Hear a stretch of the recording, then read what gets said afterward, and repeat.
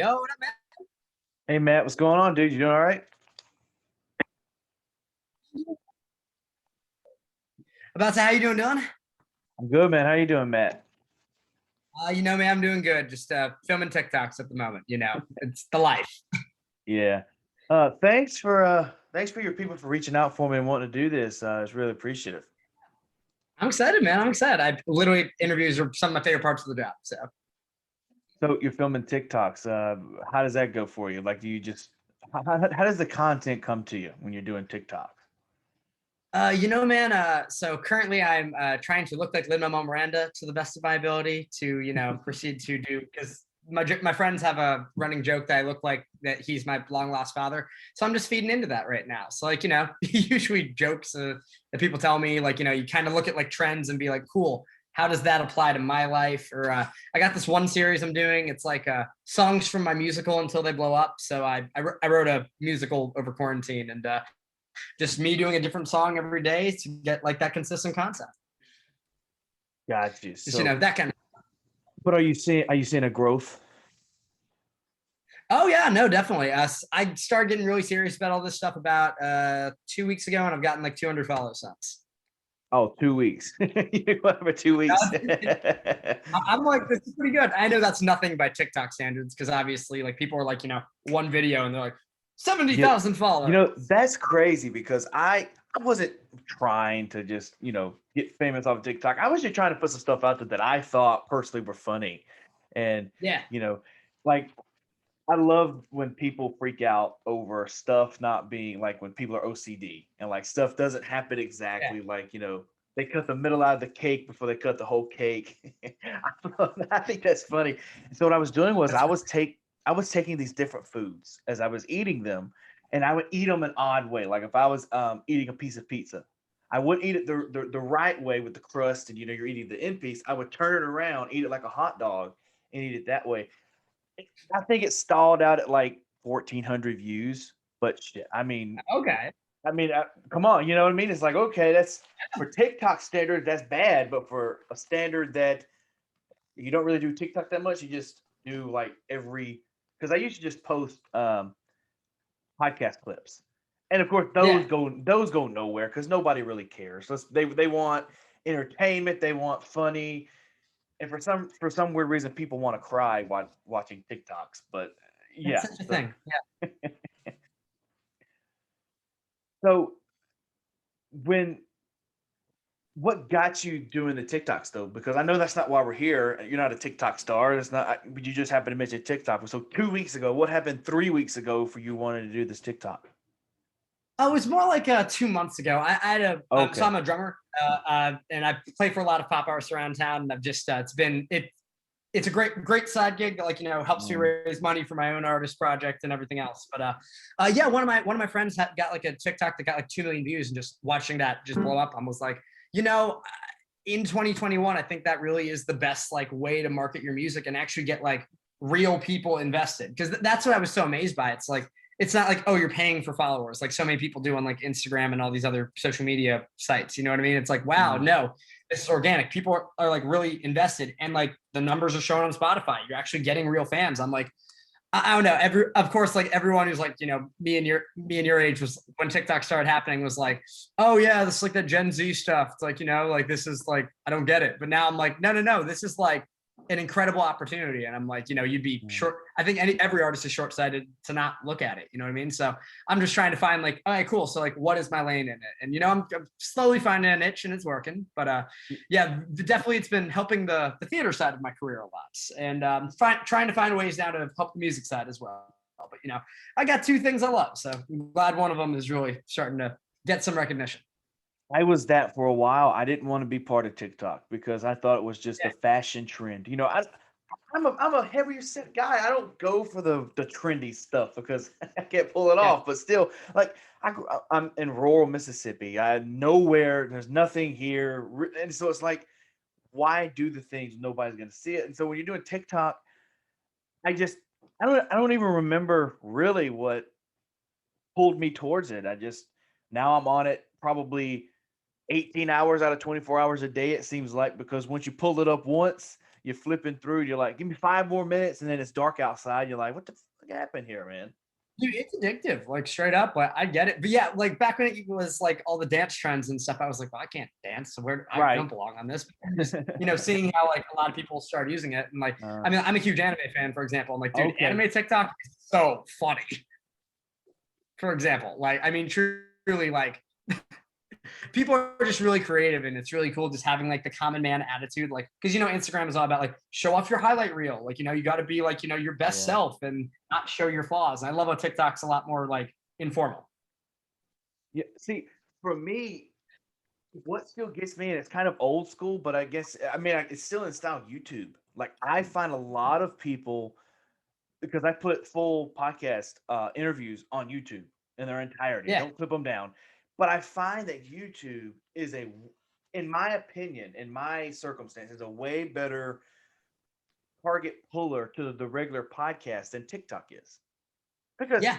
if, because if you're thinking about it, TikTok's what, 30 seconds, 60 seconds. So you At can't max. really And you let's can't scrolling quick.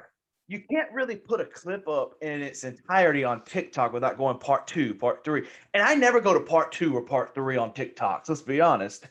I'm Yeah, just flipping through. So I mean, I find YouTube is still my main ground for a puller for and it's probably YouTube is probably I'm not gonna say that it's a good majority of my people that are from YouTube, which I think is yeah. kind of cool. Yeah, YouTube's one I got to get on a lot harder because I got music videos up there, but I'm definitely like, it's still a place where most people listen to music, which like, if you actually look at like statistics, and that's wild to me because I'm It's like, crazy. streaming service is all I use, but like, it's wild because like, no, so many people like that's where they discover it. And then I think back to like, my childhood, and I'm like, that's where I did. So that kind of makes sense actually. Now, do you listen to more since we've been in the COVID and we've been in lockdown, and thank God it's lifting, and thank God, thank God, man. Thank God I've got vaxxed and I'm good to go. But Congrats, man. I'm still in the realm of not really listening to music, but listening to more podcasts or audio books, stuff like that. So are you still Yeah. in the grind of streaming music, or has it had progressed over to talk?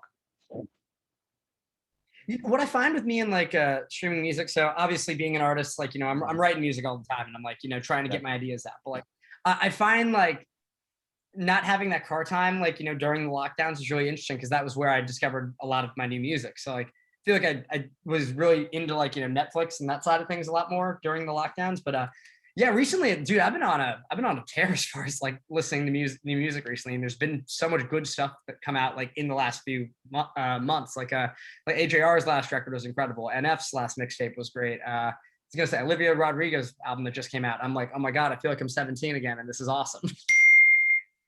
Yeah. You know, I feel different than you do about music because I feel not just this year, but the past 4 or 5 years has just been a grind for music. Like it's just been like the not the best era for music in my personal opinion. Like I'll be with my business partner, he's like, this new album is stupid. And I'm like, well, I actually happen to enjoy it. And then we're just going back and forth as if, you know, in my opinion, I think late 90s, early 2000s is the best era for music, was the best years music put out. And then it kind of stumbled. You had Britney Spears, and then you had the death of Michael Jackson, which kind of brought you all the way back to the 70s and the 80s. Yeah. But Oh, dude, literally, like the way I feel about 90s and 2000s music, I feel like no one agrees with me on that. So, like the fact that you do, I'm like, oh, that makes me happy. Like Linkin Park is and will be my favorite oh band. my So, goodness, man. dude, when Chester died, I've never been sadder. It's crazy. It's because I grew up listening to country music. Like, Really? of course, Okay. being in Mississippi, that's plus my parents were so old school. They're like, you're not listening to Kiss, or you're not going to listen to Michael Jackson because they're the devil. They're the devil. But this guy talking about banging a woman and cocaine, that's not devilish at Yeah. all. But and then I kind of Welcome to real life. right there you go. And then probably when I was 8 or 9, I got my cousin just started listening to this music, and I was just open up to it. And that's when I found Green Day and like Linkin Park, Good Charlotte, and all of that stuff. But I find myself, I'm a big classic rock fan. Like I think that's probably my favorite genre of music is 70s, late 80s. All those, man, to me, Oh, dude, I go on a Zepathon at least like once a year. see, I'm not a lead head. I'm not a Led Zeppelin fan. There's a few of those like that I just can't get. Like I think AC/DC have some great songs, but I don't Yeah. see, in my opinion, why people put them in the greatest band of all time. I don't necessarily think that, but they have great songs. I can't deny that. But Yeah. like, it's crazy. But I am thinking about going to a Kiss concert here in November. So I'm hoping Cool. that's gonna be fantastic because it's like the last time you'll ever get to see them live. So Yeah. How about that? They've been doing it forever too, man. The forever. fact they're still getting doing the makeup and everything, man, that's awesome. And that they're still selling out places everywhere, being 70 years old. I don't even know if they're that old, but they're probably older. But Yeah. no, but tell me how you print. Is it Minerva? Is that how you pronounce your Minerva? So is that kind of your doppelganger kind of? It's more of an artist alias. Okay. I love my name, Matt Wagner. But I was like, first off, there's a million of us. Like literally, if you Yeah. look up Matt Wagner on Google, there's like there's a Batman writer, there's a baseball player, like all that stuff. And I was like, also, I love Minerva because when I decided I want to be an artist, I actually was listening to a song called Minerva by Deftones. I know you love Okay. 2000, so if you know that one. But yeah, I just remember listening to this song and being like, oh my god, like what if someone took like this shoegaze like atmospheric guitars and like atmospheric synths and like put it with like trap drums and like fused it together with like hip hop. And I was like, yo, I should do that. That's a cool idea. And I just remember being like, oh wow. So what does Minerva mean exactly? And I looked it up and it was like the Roman goddess of wisdom. And I was like, okay, well, I didn't really know it at the time, but I was like, cool, I've been through a lot in my life that like isn't exactly like normal. You know what I mean? And I Mhm. was like, I kind of want to share my story and like my own personal wisdom with people, like, and kind of turn the conventional wisdom of rock and hip hop on its head. And so, yeah, I was like, I think Minerva is like the perfect name to do that. So, like, been working on ever since. And yeah, released my first single back in February, right before the world ended in 2020. And yeah, it's been a constant grind ever since. But I bet that was terrible because you couldn't go out and play that song anywhere. You could just play it on Dude, socials. well, literally for me, like I got into music because of like playing live. I mean that's Mm. uh, I I came up in like the rock band circuit, like like as I said, I was a drummer, so I'd be like singing, playing drums, and like playing out. Like there's a while where I did it professionally, like for cover bands. I was doing it like 4 or 5 nights a week. You know what I mean? And so Mhm. at that point, it was like this is my life. And so when the lockdowns happened, it was like, oh my god, like this is why I do music. It's like now it feels like me getting the streaming numbers is like, yeah, this is great. I'm so proud of myself and my team, but it's like, what's it leading to? Because it's like, cool, you Mhm. get the numbers, so you can go to venues like, hi guys, I can get fans. You know what I mean? Like it's like there was an order of operations, and then the lockdowns happened, and it just felt like it all went away. So now I've trying to book my first like in-person show coming up. I've done a lot of live streams. So, like when that first in-person show happens, oh dude, like that's gonna be like the best moments of my career so far. So you mentioned before that you played with you drummed for certain pop artists. Like who are they? Are they some people that we may recognize, we may know? They're definitely mostly in the local Nashville scene, but Katie Mack is my main one. Dakota Riley is another one that I play for. Cypress, she's a alternative rock, Okay. alternative Christian rock act. Got one of the best voices I've ever known. I got her featured on a single of mine coming up actually, and I am so excited. I was gonna say that played for Danny G for a while. Played for oh god, James Ross. So yeah, a lot of like the pop and R&B people down here, and yeah, definitely, it was really cool because like I got to see like from the back chair, like okay, I like how you do this as an artist. I like how you do this as an artist. I want to approach things a little differently there, and so just stuff like that. It was like I felt like I had a very long notepad of like the do's and don'ts of being an artist before I even got started, and I knew it was like cool. Now I'm going to make my own mistakes and have my own successes, but at least I have these to pull from. You know what I mean? Mhm. Do you find it frustrating? Because I find it frustrating because obviously being a musician is probably 10 times harder than being a podcaster, but I still find the flaws and the success is kind of the same, because it's like if either one falls into the right hands, there's no telling what's going to happen. But if Yeah. either one doesn't fall into the right hands, there's no telling what's going to happen. You could just fall out, or you could just stay into the median. Don't go over to the fast lane or the slow lane. You just stay straight.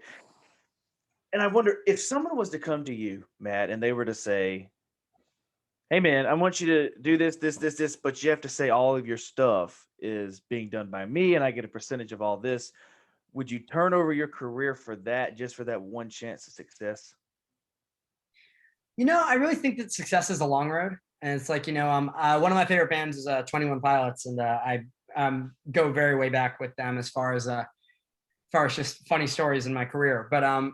I really love their name because very long story short, the significance of it is it's based on a play from Arthur Miller called All My Okay. Sons, and so essentially they're in the play.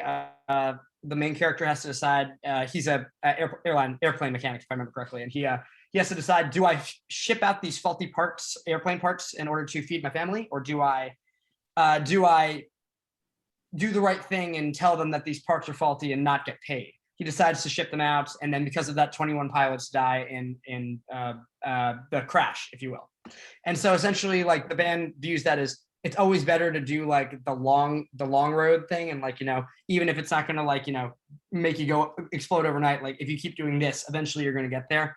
And so I've always really loved that mentality. And so because of that, I probably wouldn't honestly. I'd probably want to do things on my terms in that kind of situation. But at the same time, like you got to keep your windows and doors open. I mean, like I have a couple songs I did not completely write that or like were friend songs where I'm like, hey, you're not using that. I'm gonna take that. And it's like having that pride, like that lack of pride to be like, no, no, no, this is a good idea, even though I wasn't necessarily involved in it. So I think it's like making the compromises where you need to, but also not like compromising the core of who you are as an artist. Yeah, it's a weird thing because, and I was talking to a couple of artists about this, because being independent means that you can do what you want, put what kind Yeah. of music you want out. But then it's like if you get signed, they want you to change your whole perspective, and it's like, well, what do I do? I want the famous success, and I want not just the money, but you want, because you're going to be more known if you're signed. But then you're like, Yeah. but they know what they want, so they're going to make you change who you are. 95% of the time, not everybody, but they're going to make you want to change your vibes and how you do stuff to fit and to format radio. And it's just, is that the way you want to go? Because if it is, that's fine. But is it just like, because I've had people just say, I just want to stay independent, man, because I can do what I want. I'm making pretty good. What's it going to hurt? Yeah. Honestly, like the goal for me is actually to sign a deal. I think it's not just signing a deal though; it's signing the right deal. I have a lot of friends who work in A&R, and they always talk about the best A&R. It's taking parts of you and accentuating it instead of being like, oh hey, wear this, do this, do this. That's like not you, because if it's not the artist, they're going to be uncomfortable, and audiences and listeners, they can see through inauthenticity so quickly. If something's fake, they're on it like corny next. You know what I mean? So I think it's a matter of like finding the right deal and the right development team where it's like, okay, cool. They see what I'm about and they're like, cool, let's latch onto that. That's a good idea. That thing you're doing there, maybe let's pivot away from that. But like, if someone was like, hey, change the core of who you are, like, for example, I'm a total nerd. And if that was not a part of my brand and who I was, that would not feel right.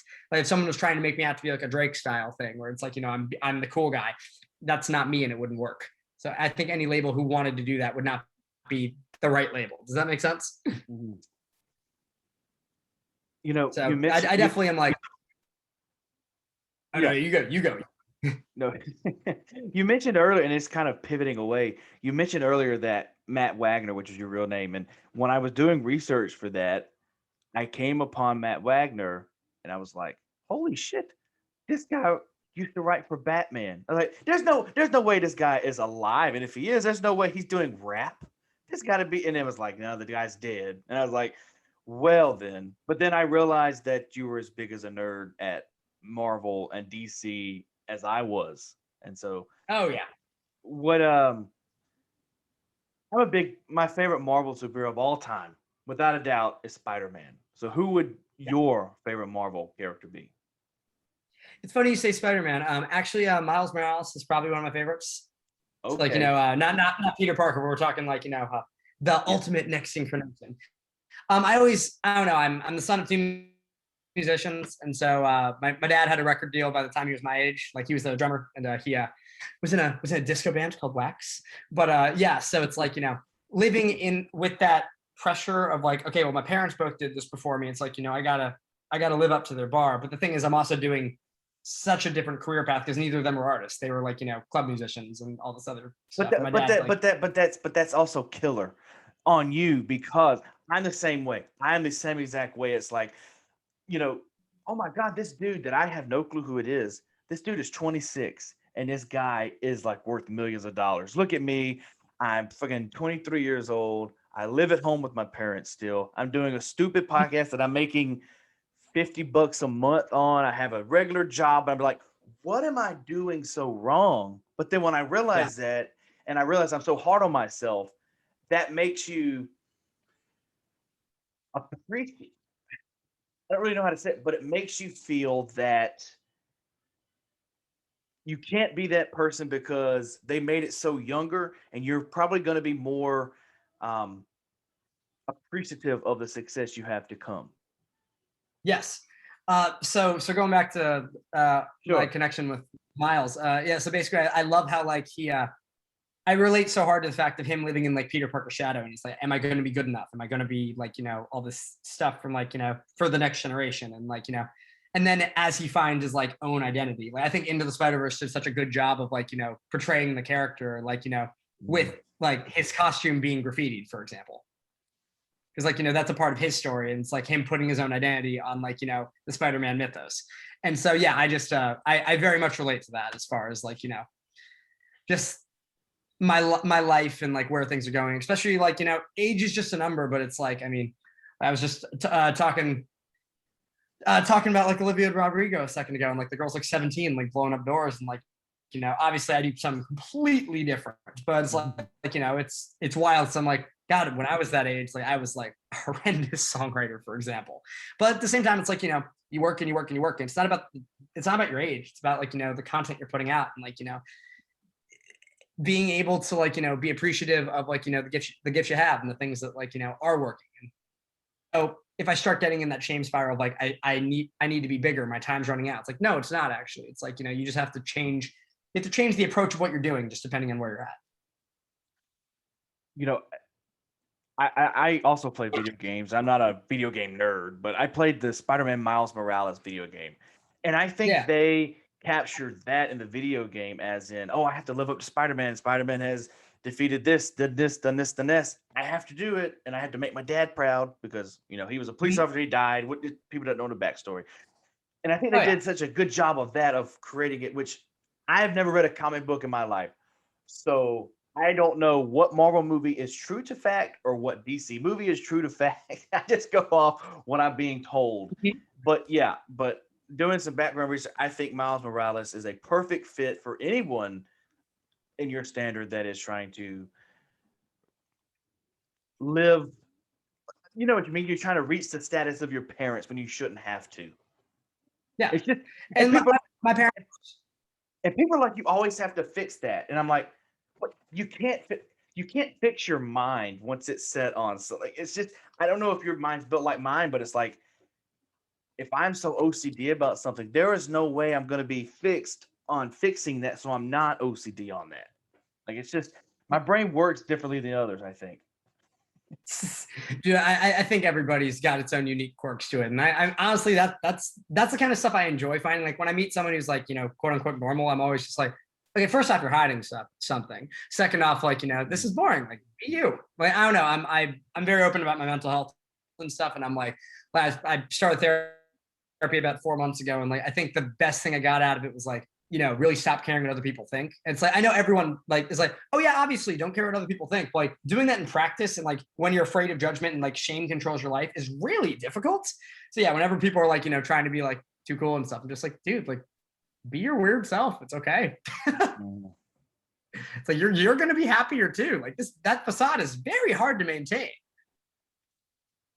So I am not very open about my mental illness. Like I'm open about my anxiety, but I don't think I've ever really said that I suffer from depression a lot. And I don't really open up about that because it's just like I feel it's nobody's business. But then it's like, but wait, maybe it is because maybe how you treat it and how you act towards it can help someone else that's contemplating different things. Yeah. Like I gotta say music has definitely been the way of me like actually learning how to work through that because I grew up being like, I have no problems whatsoever. I'm the happy kid. And like that, when that becomes your identity, it's really interesting when life goes south because you're like, but I'm the happy one. I can't be Mm. upset. So you just bottle a lot of stuff, which is really bad. And so Bad. yeah, very bad. And so coming to terms with the fact that's like, no, I'd been depressed for like 4 years and didn't even know it. You know what I mean? It was a very like, life altering thing. And it was like, and now I can say like, all these months later, like, things are really like going well. But like, yeah, actually the last song I put out, it's called Stuck. And yeah, literally like that was like my realization moment of like, oh God, I need help. Okay, I should really go to therapy. The lockdown is driving me crazy. I can't do this anymore. And so yeah, it's like I think being open about it is, especially as an artist, is really good because like if even one person can relate to what you're saying and like see themselves in your experience, it's like then you've done your job, and that's like then sharing it was worth something. Mm. Yeah, you know what I mean? No, it makes sense because like I went to therapy for a certain amount of time, and then people kept telling me, "You're stupid. You're dumb. You don't need to go to therapy." And so I stopped, and then it was just like maybe maybe it's needed. Like for certain people, like because when you bottle it up as a child, and it just becomes the normal. Like if you start biting your fingernails, you're probably not going to Yeah. be able to stop biting your nails just because you just form this sort of habit, and the bottle just keeps getting bigger and bigger and thicker until it just all comes out somehow in one way and explodes and it fizzes all over. You know? Yep. Exactly. And it's like it explodes in ways you don't expect to. Like I know for me, like I actually am 6 months sober now because like I realized that whenever I started drinking, like the things I'd been bottling for so long would finally like come up, and it was just like it was uncomfortable for me. It was uncomfortable for everyone around me, and I got really tired of it. You know what I mean? And so now it's like it feels good being like aware and in control of all my thoughts. You know what I mean? And not needing to have that coping mechanism. And then instead of like drinking, it's like okay, cool, work out or like go on runs, write music. It's like healthy ways, or like I formed a terrible addiction to coffee recently, but at the same time, it's like that's better than alcohol. Yeah. But let me ask you this about coffee. I had a conversation with one of my friend Brooke on here. Does coffee to you wake you up, or does it just you can drink a freaking gallon of coffee and go to sleep right after you finish it? So I'm very new to it, so no, very much not. If I do it, it's like I'm amped, and like I can't do it after like 3 o'clock, or else I'm going to be up all night. Really? But I Okay. just have a lot of energy to begin with, so like I'm that way with sugar too. Like literally, you give me a Coke at like 8 o'clock, and like I will be up until like 4 a.m. And I'm just like Oh, okay. I'm Maybe wired.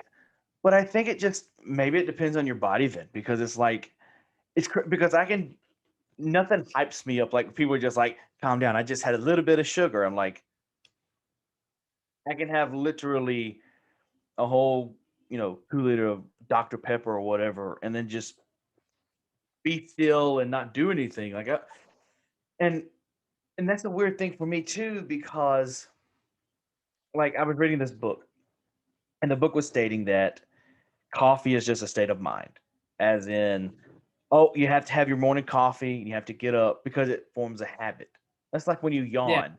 You're not thinking about yawning, and I'm pretty sure you're going to yawn here in a few seconds because when someone says yawn, your brain opens up and it's like, you know what? I'm actually tired. I've been working all day. I haven't thought about yawning, but someone just said it. I just saw something. I just read it that I have to automatically yawn.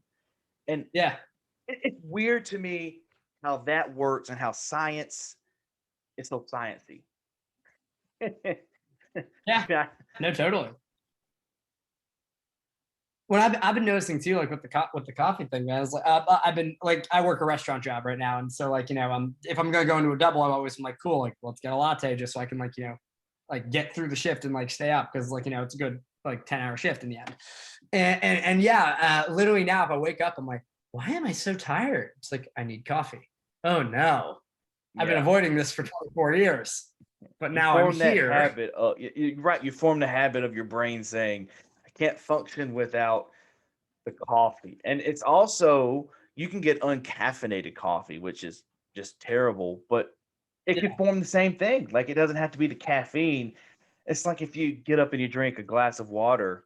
See, there you go, yawning. I told you it was Oh gonna yeah, work. actually, I told you it was gonna work.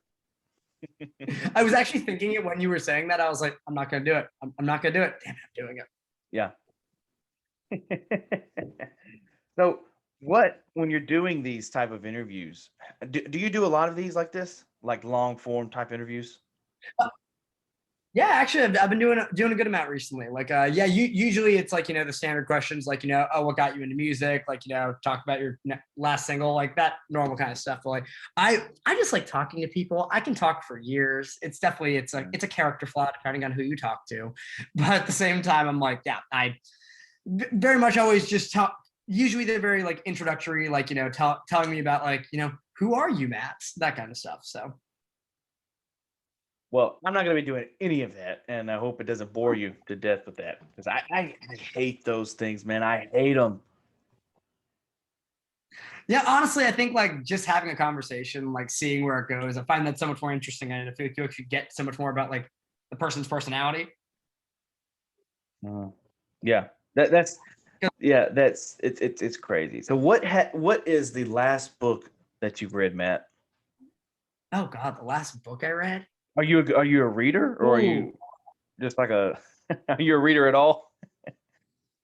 Oh no, I definitely am. I'm Okay. just thinking last book, like traditional book, because I have this addiction to Wikipedia, where like I'll Me just like too. I'll read that for just hours and like let one article lead into another. And I also have a photographic memory. So like literally like when I'm remembering things, it's usually Wikipedia pages. Like I was at a Harry Potter trivia night the other night, and one of the questions was like, what year did like all the books come out? And I'm over here like 1997, 1998, 1999, 2000, 2003, 2005, 2007. Because I can see the Wikipedia page.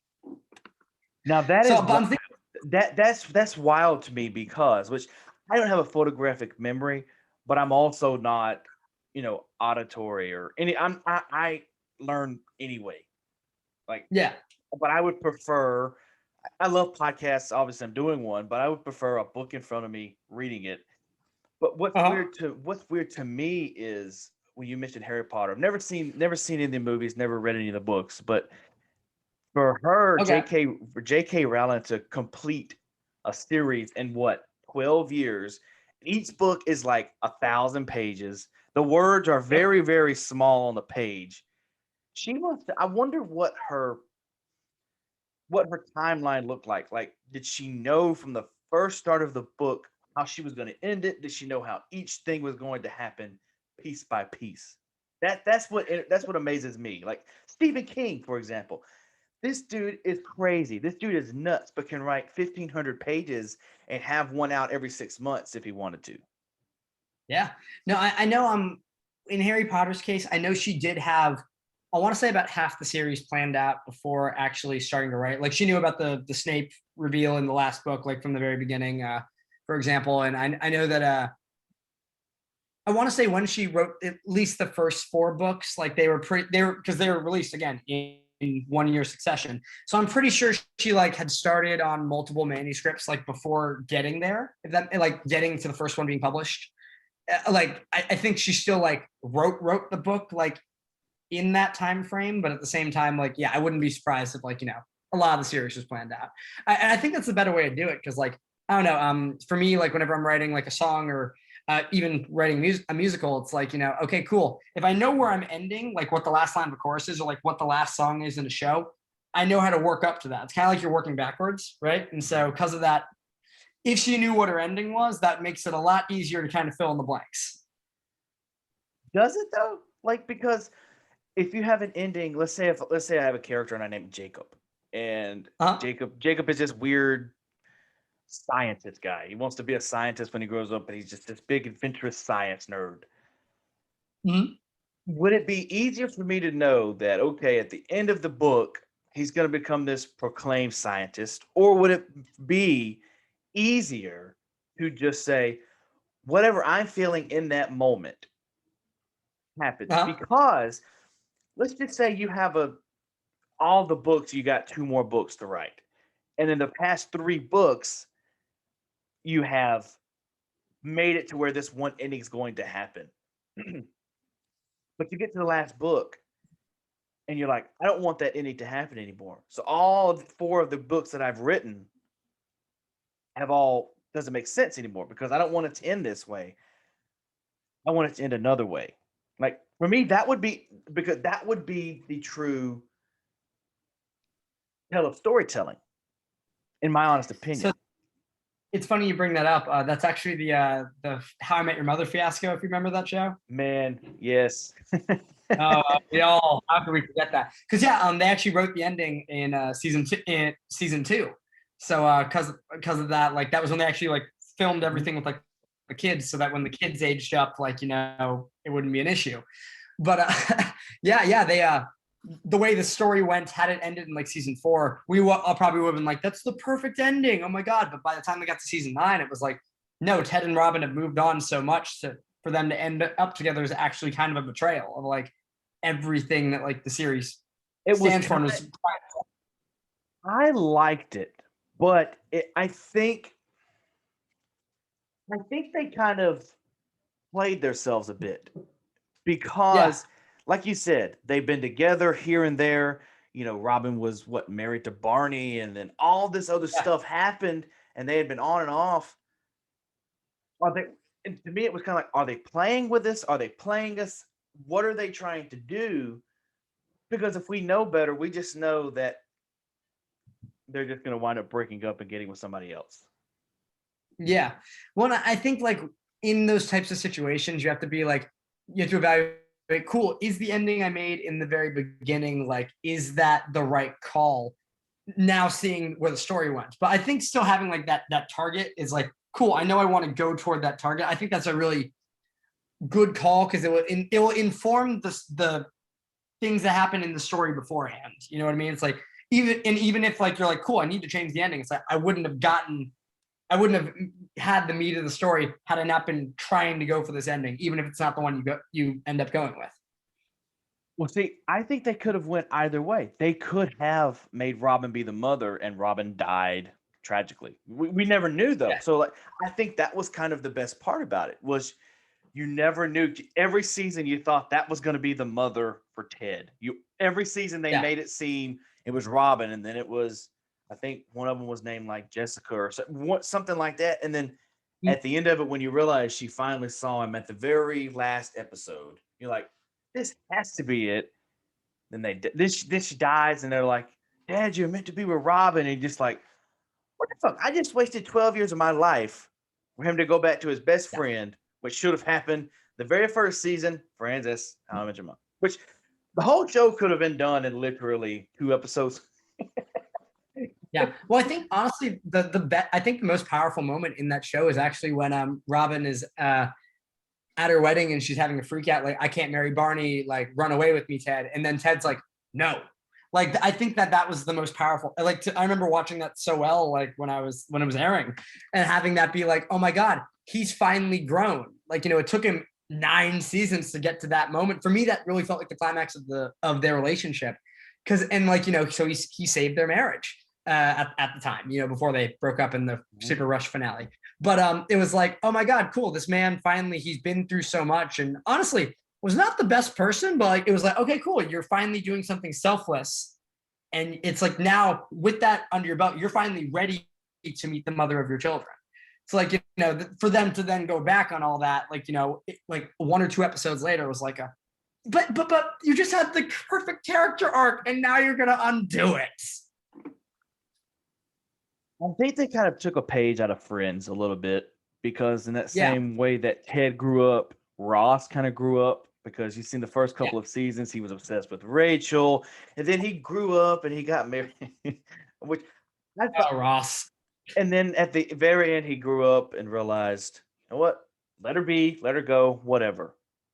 And then the end, of course, we know the finale of, which I think all finales are sped up a lot.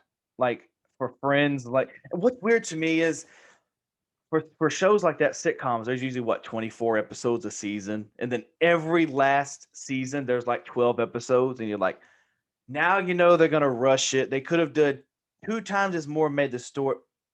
It doesn't matter. And then they're coming out with this sucky Friends reunion. I don't care what Lisa Kudrow's doing. I want to know what Phoebe Buffay is doing. And I think if they would have taken the Friends reunion and they would have said, you're not going to be your character.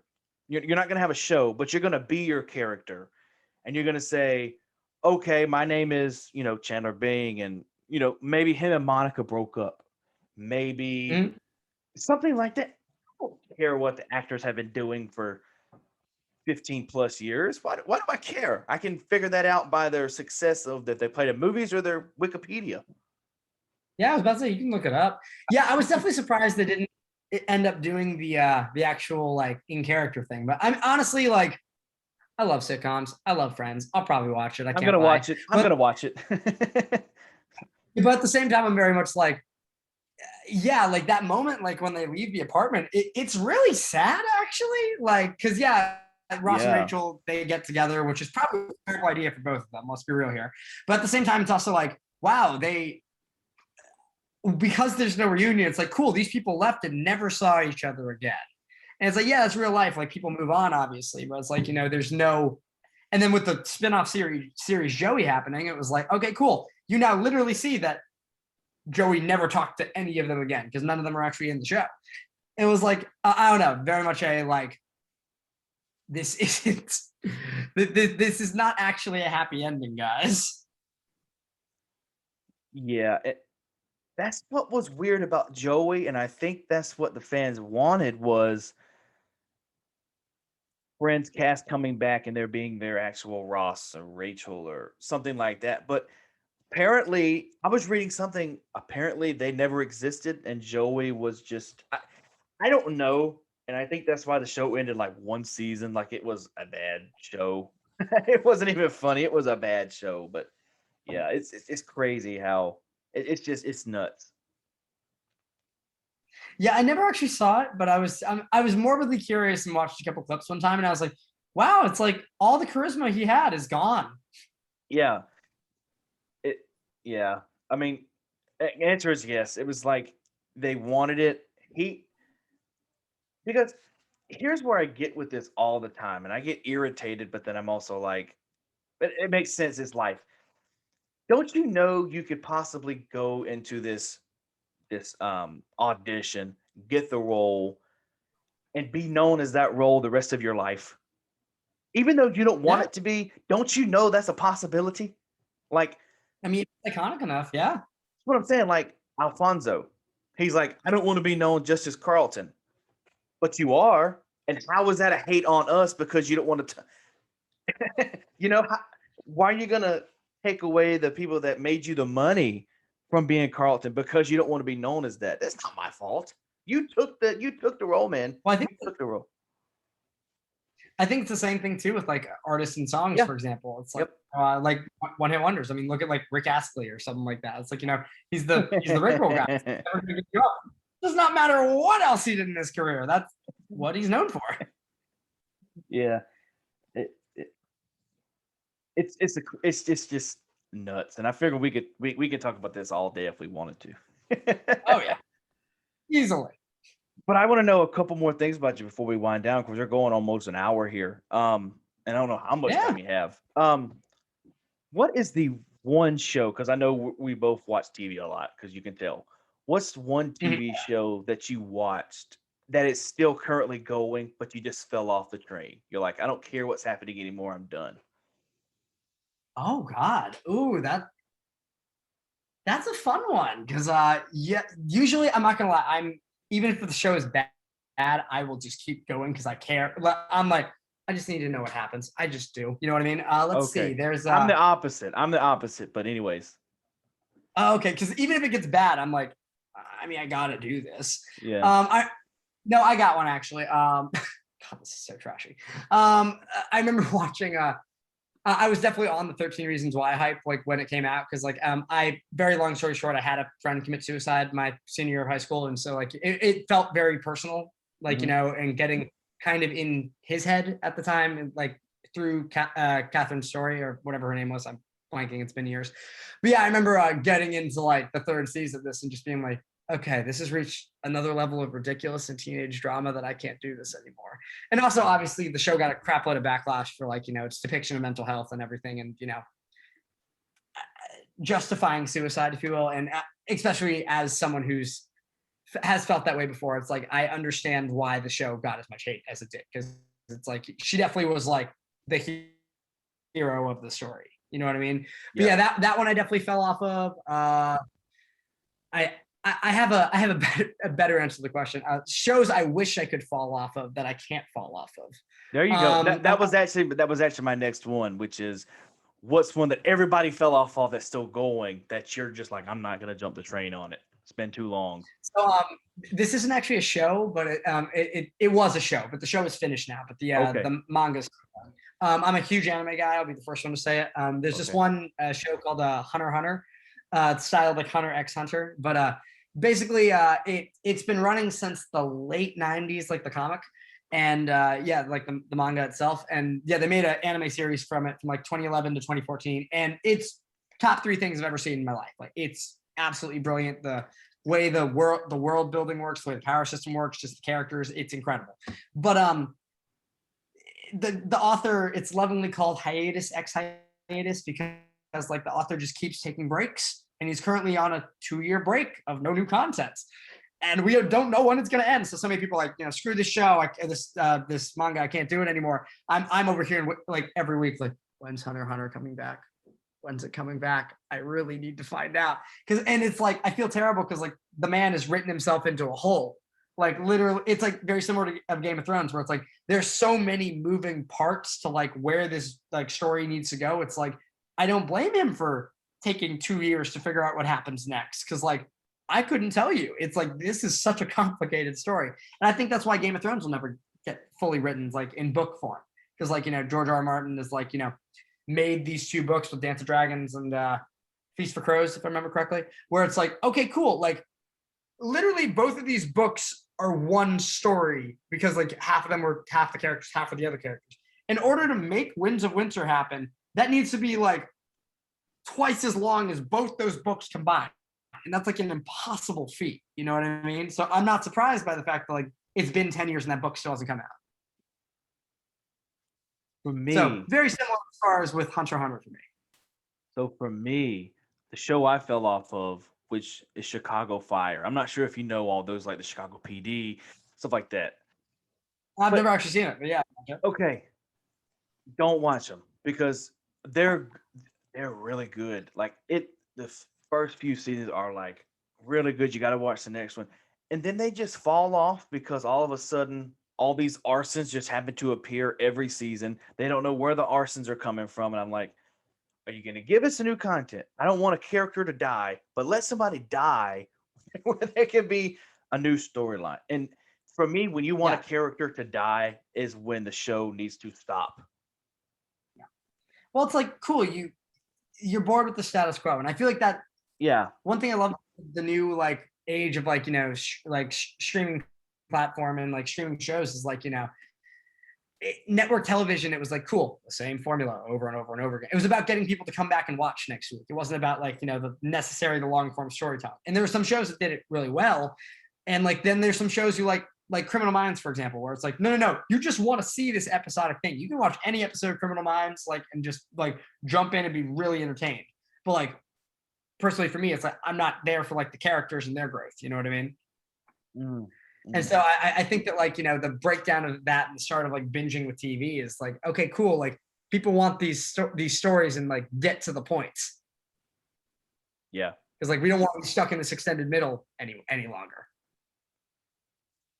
And the one that I can't jump off of is This Is Us. I've been on that since the beginning, and Okay. to me, it just keeps getting better. There are some slow points, but yeah, but going in a different direction than TV shows. I want to know what we asked what your favorite Marvel character is. What's your favorite DC character? Ooh, DC. All right.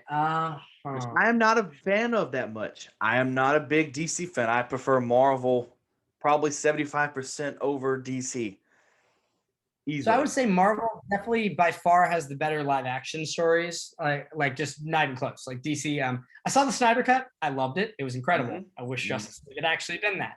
But like, yeah, I would say DC. If you really want to get into DC, it's the animated stuff. Like I haven't even seen all of it, but like that the Okay. animated stuff is really what like sings for DC, and also the video game content. Video game content is incredible. Like you start playing like the Batman Arkham games. I Yeah, mean, they're yeah. works. But I would say for DC, oh God,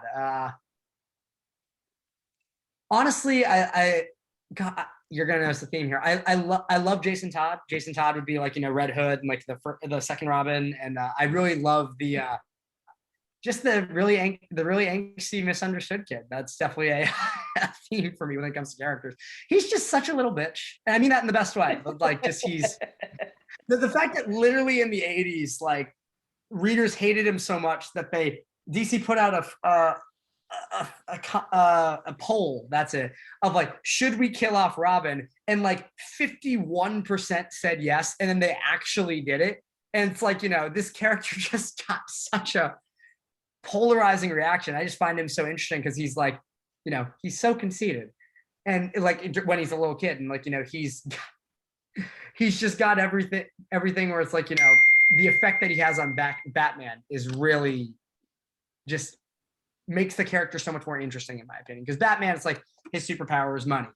Obviously, like the death of his parents is what motivates him going forward. But it's like, I remember when Jason dies, like in the comics, it's like, no, that haunts him forever. And then like when Jason comes back to life, it's like, having to see the consequences of his actions. I'm like, now that's fun storytelling for me.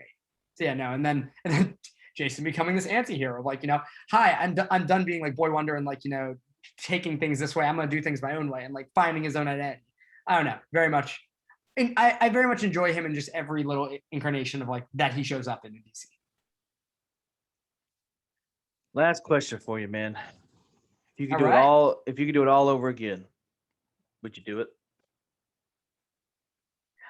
In what regards? Like, you're talking just life? You're talking a certain facet? Like any general, just however you take the question. Cool. I'll give two answers. My life in general wouldn't change a thing. Honestly, I'm very, very proud of just where I've come at this point, like mentally, growth wise. Like, I have an amazing girlfriend. I got some great friends. Like, I got a good living situation. Like, truly, like, I would not trade a good job. I would not trade a thing I have for this moment. If I could do some things different in music, I would be a piano player instead of a drummer. I love drums. Drums will always be my first love, but like there were so many things I had to like learn and really struggle with because I was a drummer, because like we have no harmony and I want to be a songwriter. So like, Got you. I'm teaching myself this at like 20. At the time I was like 21 by comparison to like people who like just grew up with it. So I feel like with piano I could have had the best of both worlds. You have the rhythm aspect of everything, you have the harmony aspect and melody. It's like that would have been wonderful. I wish I had done that. And I would say, if I could do one thing again, I probably would have started therapy when I was like 18 instead of 24. Like that could have saved me a lot of time. Just really feel like it took me like 5 years to like, get like of being single to get in my most recent relationship. And I feel like I would have been a lot more ready earlier had I started going to therapy. And so it's like, I feel like that's just, I always kick myself for like, your unwillingness to like, try to change. And like, because like, no one likes change because people judge change. You know what I mean? It's like, oh, you look different. Oh, you're acting different. Like people notice these things. And I was like, I just want to like fade into the background. I want no one to notice these things. I just want to live my life and be me. But I was unable to be me because I didn't like it. You know what I mean? So like, I really wish that I could have started that journey a little bit sooner. But hey, I'm making up for lost time now. And I mean, according to my therapist, she's like, you were working really fast. Like, I know it's because I'm working hard. Because I don't want to be in this for like years on years. I want to get in and get out. So yeah, that would probably be my couple answers. But in general, no. Very much love where I'm at, and I can't wait to see where I'm at, in 5 years. Well, man, look, I appreciate you being on here. You can get his new single, Stuck, which is available right now. I'm going to play it after the podcast here, so people get to hear a few seconds of it. What I can legally play, because I'll get my ass kicked off this thing if I. But yeah, man, Matt, appreciate you doing this for me, dude. Really do. Dude, this was really fun. I appreciate it, man. Yeah, man, you have a good one. Yeah, you as well, dude. See you around, Dylan.